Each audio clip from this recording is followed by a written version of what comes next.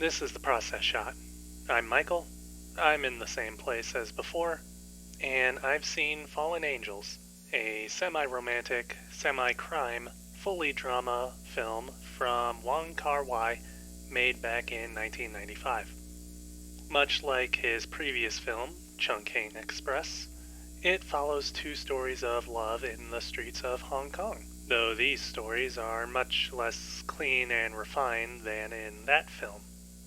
Instead of lawmen, the movie focuses on criminals and lowlifes, one of whom is a hired assassin who has an odd relationship with his partner in crime, who has fallen in love with him, despite having never actually met him. The other story involves a mute delinquent whose line of work involves breaking into businesses at night and forcing others to accept his services, from haircuts to ice cream sales. He only begins to change his ways after meeting a woman who, in a jealous fit, enlists him in the search for another woman who has supposedly stolen her previous boyfriend. The film is, in spirit, a direct follow-up to Chungking Express, existing within Hong Kong and sharing a few of its specific locations, and with characters alluding to items and concepts introduced in the first film. The structure of Fallen Angels is very much the same as well, following loosely connected but otherwise separate stories of love and loss within the city. However, what separates the two are literally and metaphorically day and night.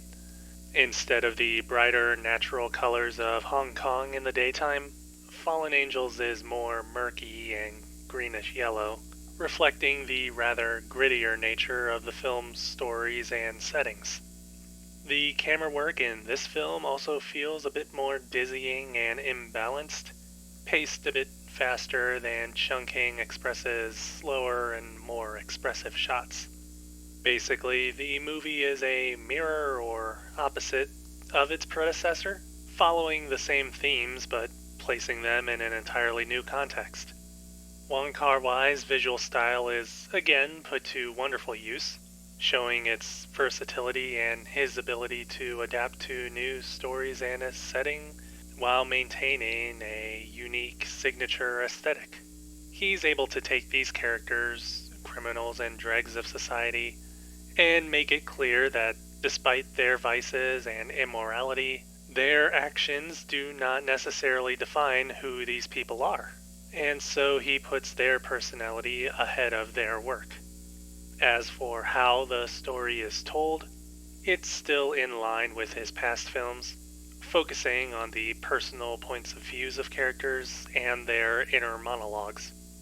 That latter bit is necessary in telling the mute character's story, which uses more visual and physical expression than other characters, both in this movie and in other Wong Kar-wai films. And it's not something that's out of place at all.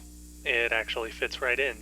An example of how flexible the director's style is, but also because it gives his story a tonal contrast in comparison to the more dramatic take of the assassin story. Overall, Fallen Angels is a great companion to Chungking Express, and an excellent film in its own right. It's effectively an alternate version of that earlier film, maybe best described as one made for a completely different audience, but that's not to say that the film's themes aren't universal or that the stories of both films are incompatible.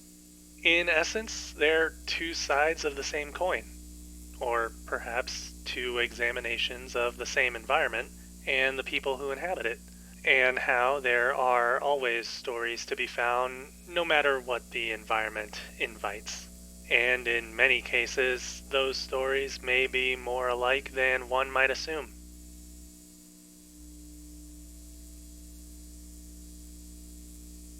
Fallen Angels, Wong Kar-wai, 1995. 4 stars. I recommend seeing it. Maybe even as a double feature. Maybe.